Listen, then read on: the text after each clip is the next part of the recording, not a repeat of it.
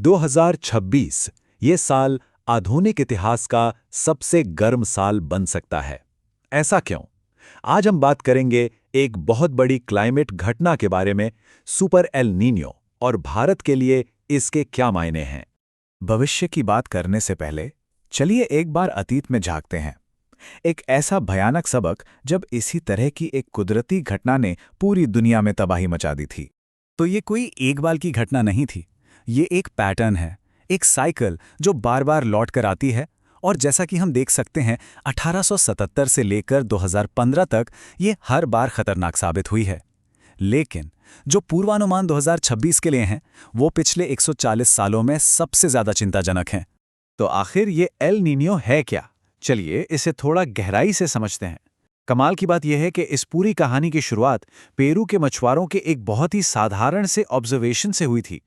अगर आसान भाषा में कहें तो दुनिया का जो सबसे बड़ा महासागर है, प्रशांत महासागर, उसका एक बहुत बड़ा हिस्सा असामान्य रूप से गर्म होने लगता है और इससे इतनी ज्यादा एनर्जी निकलती है कि ये पूरी दुनिया के मौसम का मिजाज बिगाड़ सकती है। देखिए, सारा खेल इन हवाओं का है। नॉर्मल हालात में ये हवाएं गर्म पानी को एशिया की तरफ ढकेलती हैं, जिससे वहां अच्छी बारिश होती है। लेकिन एल नीनियो के दौरान ये हवाएं या तो कमजोर पड़ जाती हैं या उल्टी बहने लगती हैं। नतीजा, बारिश का पूरा पैटर्न ही बदल जाता है।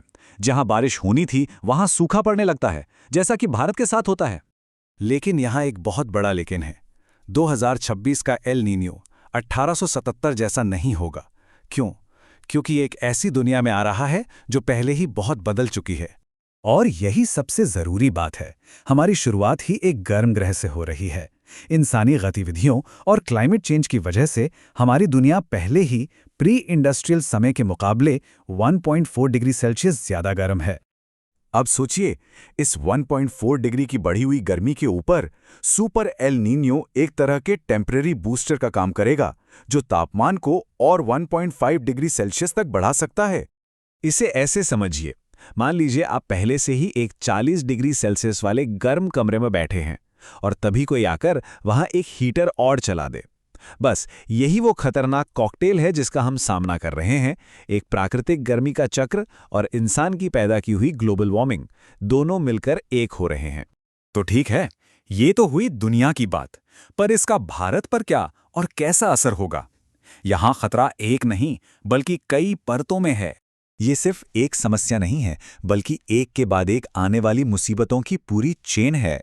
मतलब मॉनसून कमजोर पड़ेगा तो खेती पर संकट आएगा, फसल कम होगी तो खाने पीने की चीजों के दाम आसमान छुएंगे। ये सब एक दूसरे से जुड़ा हुआ है।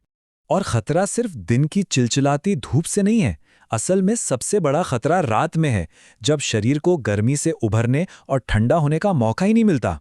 दिल्ली जैसे शहरों में तो रातें दिन के मुकाबले दुगनी तेजी से गर्म हो रही हैं। और यह संकट सबके लिए बराबर नहीं है। जरा उन 38 करोड़ लोगों के बारे में सोचिए जो अपना पेट पालने के लिए बाहर खुली धूप में काम करते हैं। वो और शहरों में रहने वाले गरीब और हमारे किसान, ये सबसे ज्यादा खतरे में हैं। ये सब देखकर एक बहुत मुश्किल सवाल सामने आता है। जो सिस्टम बने हुए हैं, क्या वो हमारी मदद कर रहे हैं या फिर वो इस समस्या को और भी बदतर बना रहे हैं? आंकड़े बताते हैं कि भारत में हर साल लगभग 1.5 लाख लोगों की मौत लू लगने से हो जाती है। इसके बावजूद सरकार ने आज तक इसे आधिकारिक तौर पर प्राकृतिक आपदा नहीं माना है। इसका सीधा मतलब ये है कि जो परिवार अपने लोगों को खो देते हैं, उन्हें कोई मुआवजा नहीं मिलता।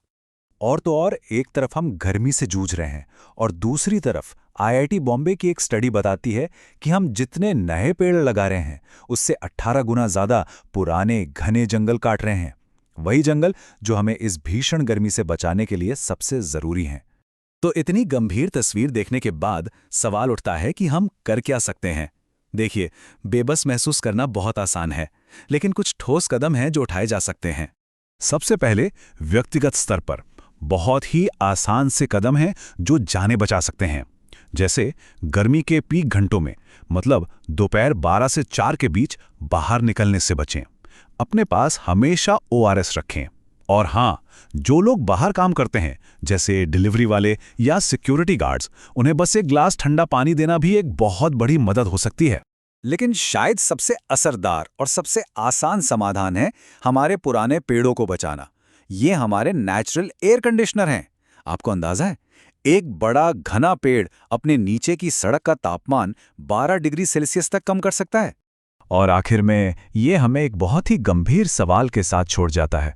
जो बच्चे 2026 में पैदा होंगे, उनके लिए एक सामान्य गर्मी का मतलब क्या होगा? हम आने वाली पीढ़ी के लिए कैसी दुनिया छोड़कर जा रहे हैं? अगर आपको ये जानकारी महत्वपूर्ण लगी तो इसे लाइक करें, चैनल को सब्सक्राइब करें और दूसरों के साथ भी शेयर करें ताकि ये ज़रूरी चेतावनी ज़्यादा से ज़्यादा लोगों तक पहुंच सके। हमारे साथ जुड़ने के लिए धन्यवाद।